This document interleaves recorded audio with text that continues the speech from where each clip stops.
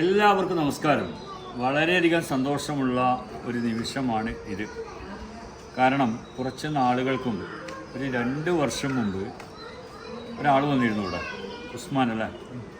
ഉസ്മാൻ എന്ന പേരുള്ള ഒരാളെയും കൊണ്ട് അദ്ദേഹത്തിൻ്റെ ഭാര്യയുടെ വാപ്പയാണോ? ഉസ്മാനും ഉസ്മാൻ്റെ ജ്യേഷ്ഠനും ഉസ്മാൻ്റെ ഭാര്യയും വന്നിരുന്നു. കാരണം ഈ ഉസ്മാൻ്റെ കാലിൽ മാരകമായ വലിയ മുറിവുകൾ, ഒരുപാട് ചികിത്സകൾ ചെയ്തു, പക്ഷേ ആ മുറിവ് ഉണങ്ങിയില്ല. അങ്ങനെയാണ് അവർ വന്നത്.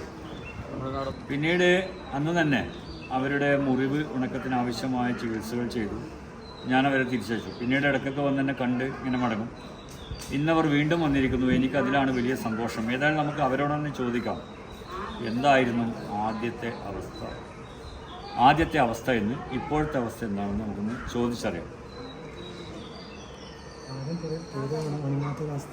എങ്ങനെ ഉണങ്ങി പോകാത്തൊരവസ്ഥയായിരുന്നു.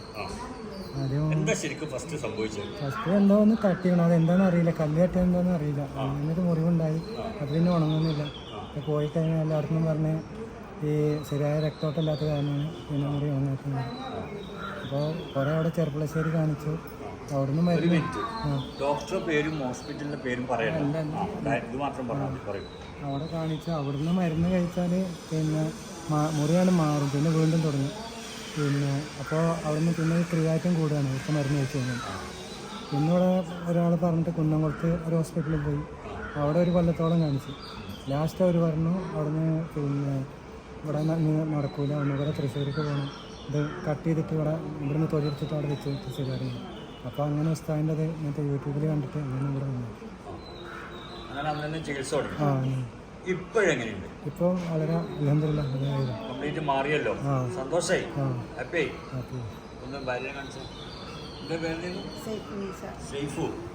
എന്തായിരുന്നു ആദ്യം ഡോക്ടർ പറഞ്ഞു ഇങ്ങനെ കായിക സമയത്ത്?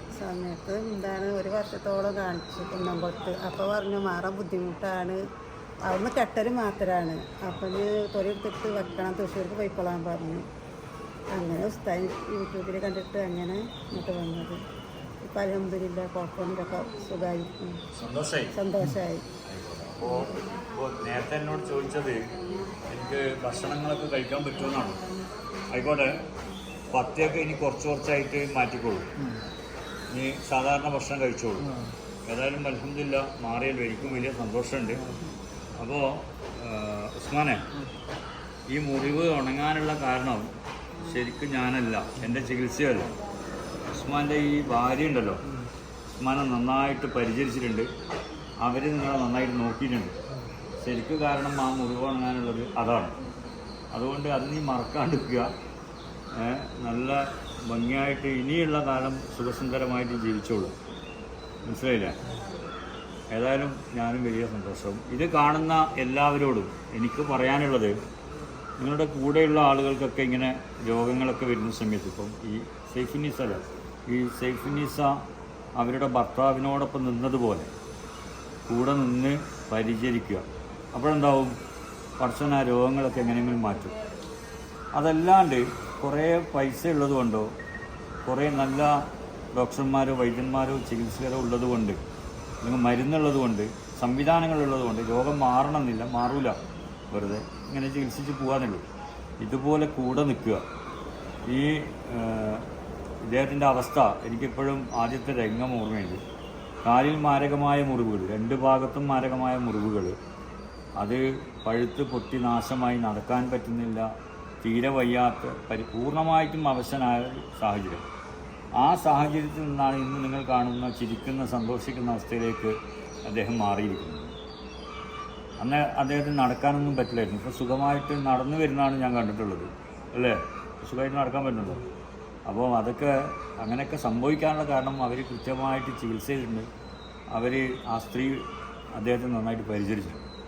അതുകൊണ്ടുകൂടിയാണ്. അതുകൊണ്ട് എല്ലാവരോടും എനിക്ക് പറയാനുള്ളത്, നിങ്ങളെല്ലാവരും നിങ്ങളുടെ ആളുകൾക്കൊപ്പം രോഗങ്ങളൊക്കെ വരുന്ന സമയത്ത് നിന്ന് അവരെ പരിചരിക്കുക. അങ്ങനെയാണെങ്കിൽ ഏത് രോഗവും മാറും. എല്ലാവരും എപ്പോഴും ഹാപ്പി ആയിട്ടിരിക്കുക. എല്ലാവർക്കും എൻ്റെ സ്നേഹം.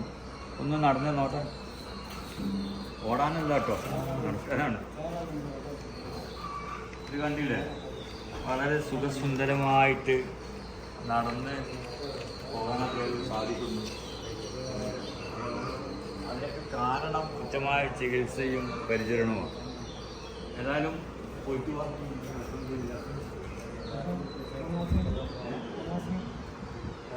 നമ്മൾ സ്റ്റാർട്ടിങ്